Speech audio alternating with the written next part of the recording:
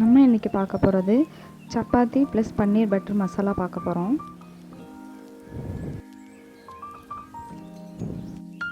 சப்பாத்திக்கு ஒரு கடாயில் 2 கப் அளவு மாவு, அது கூட கொஞ்சம் தேவையான அளவு உப்பு ஆட் பண்ணி தண்ணி ஆட் பண்ணி நான் அதை நல்லா மசிச்சு வச்சுட்டேன். அது கூட கொஞ்சம் எண்ணெய் ஆட் பண்ணி நல்லா எல்லா பக்கமும் திருப்பி விடணும். இது ஒரு 10 மினிட்ஸ் ஊறட்டும். பன்னீர் சின்ன சின்ன பீஸாக கட் பண்ணியிருந்தேன். அது கூட நான் மிளகாய் தூளும் கரம் மசாலா ஆட் பண்ணியிருந்தேன். ரெண்டையும் ஆட் பண்ணி நல்லா கலந்து விட்டு மிக்ஸ் பண்ணி வச்சுருந்தேன்.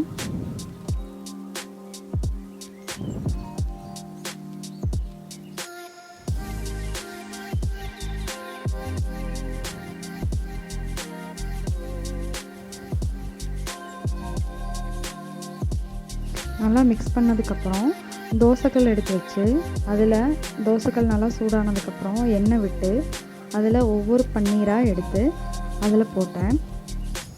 நல்லா 2 பக்கமும் திருப்பி விட்டால் நல்லா ஓரளவுக்கு 2 பக்கமும் திருப்பி விட்டாச்சு. பன்னீர் நல்லா ஓரளவுக்கு டோஸ்ட் ஆகிருந்துச்சு. மேலே மறுபடியும் கொஞ்சம் எண்ணெய் ஊற்றி மறுபடியும் டோஸ்ட் பண்ணி எடுத்தேன்.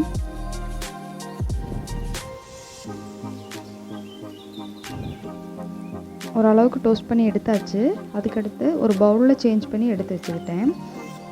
மசால் ரெடி பண்ணுறதுக்கு தேவையான இன்க்ரீடியன்ட் வெங்காயம் 3 வெங்காயம் எடுத்துக்கிட்டேன், பூண்டு இஞ்சி எடுத்துக்கிட்டேன், முந்திரி ஒரு 4 முந்திரி எடுத்துக்கிட்டேன், தக்காளி 2 பழம் எடுத்துக்கிட்டேன். அதை கட் பண்ணி வச்சாச்சு. வடைச்சட்டி வச்சு அதில்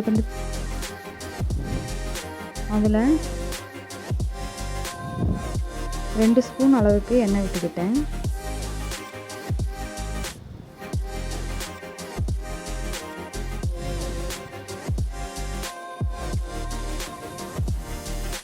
எண்ணெய் நல்லா காய்ச்சதுக்கப்புறம் நம்ம வெட்டி வச்சுருக்க வெங்காயத்தை அதில் ஆட் பண்ணிக்கணும்.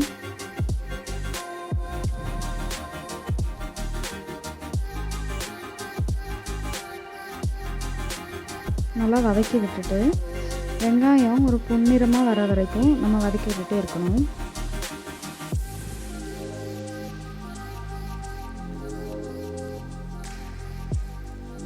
வெங்காயம் பொன்னிறமாக ஆனதுக்கப்புறமும் பூண்டு இஞ்சி கட் பண்ணி வச்சுருக்கோம், அதை 2 ஆட் பண்ணிக்கலாம்.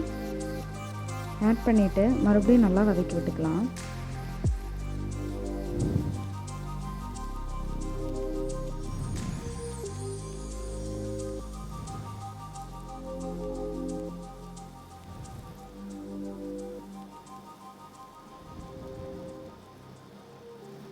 ஓரளவுக்கு பொன்னிறமாக வேகணும்.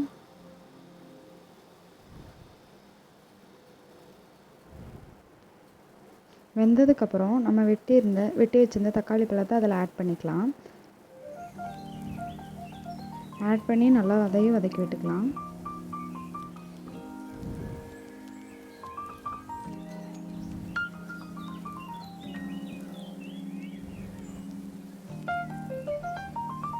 வதங்கினதோட நம்ம இதில் கொஞ்சம் மசாலாலாம் சேர்த்துக்கலாம்.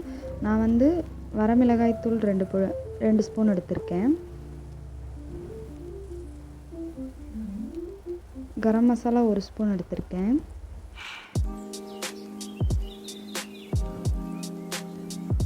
மல்லித்தூள் 2 ஸ்பூன் எடுத்திருக்கேன்.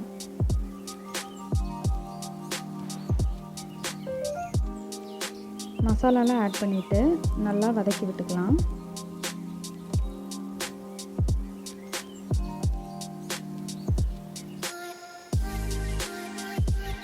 மசாலா அந்த வெங்காயம் எல்லாம் ஒன்றா நல்லா கலந்து ஒரு 10 மினிட்ஸ் அப்படியே ஹீட்லேயே வேகட்டும். இதெல்லாமே நான் சிம்மில் வச்சு தான் பண்ணேன், எதுவுமே ஸ்பீடாக வச்சு பண்ணல.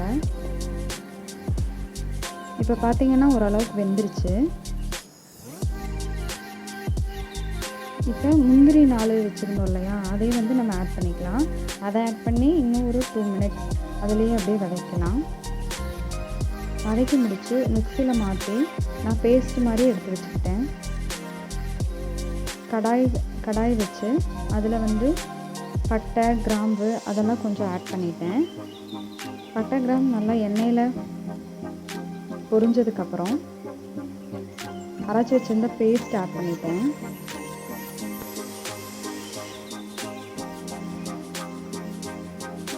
அரைச்சி வச்சிருந்த பேஸ்ட்டு கூட கொஞ்சம் தேவையான அளவு தண்ணி ஊற்றி நல்லா கலக்கி விட்டுட்டேன்.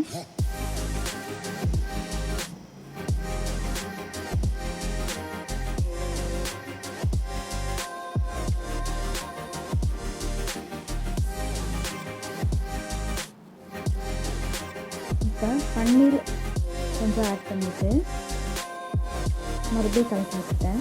பன்னீர் வந்து நம்ம ஆல்ரெடி டோஸ்ட் பண்ணி எடுத்து வச்சுருந்தோம் இல்லையா, அந்த பன்னீர் நான் ஆட் பண்ணிட்டேன்.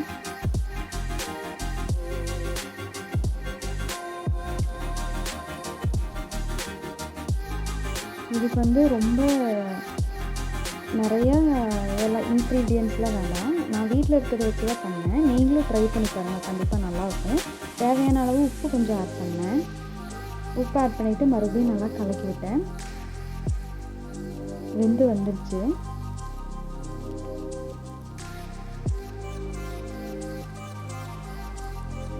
இது கூட கருவேப்பிலையும் கொத்தமல்லி தலையும் ஆல்ரெடி நான் வந்து கட் பண்ணி ஃப்ரிட்ஜில் வச்சுருந்தேன், அதை ஆட் பண்ணியிருந்தேன். ஆட் பண்ணி வச்சுட்டு ஒரு 10 மினிட்ஸ் இருக்கட்டும்னு சொல்லி அப்படியே சிம்லேயே வேக வச்சேன். அதுக்கடுத்து சப்பாத்தி நம்ம ரெடி பண்ணிக்கலாம். சப்பாத்தி ஆல்ரெடி தேய்ச்சி வச்சாச்சு. சப்பாத்தியை கல்லை வச்சு அதை ஹீட் ஆனதுக்கப்புறம் தேய்ச்சி வச்ச சப்பாத்தியை அதில் போட்டு நல்லா 2 பக்கமும் திருப்பி விடலாம். ஒரு 10 மினிட்ஸ் முதல்ல வேகட்டும், அப்புறம் திருப்பலாம்.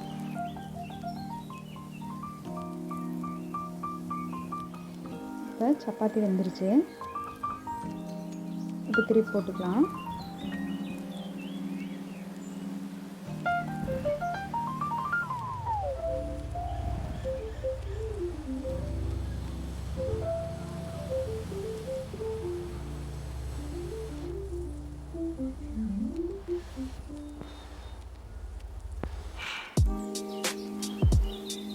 சப்பாத்தி நல்லா வெந்துருச்சு.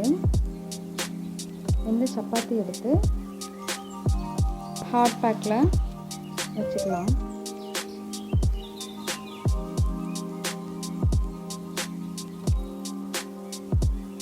சப்பாத்தி தட்டில் வச்சுக்கலாம். ஆல்ரெடி குழம்பு நம்மளுக்கு வந்து ரெடி ஆயிடுச்சு. சப்பாத்தி ஃபஸ்ட்டு வச்சுட்டு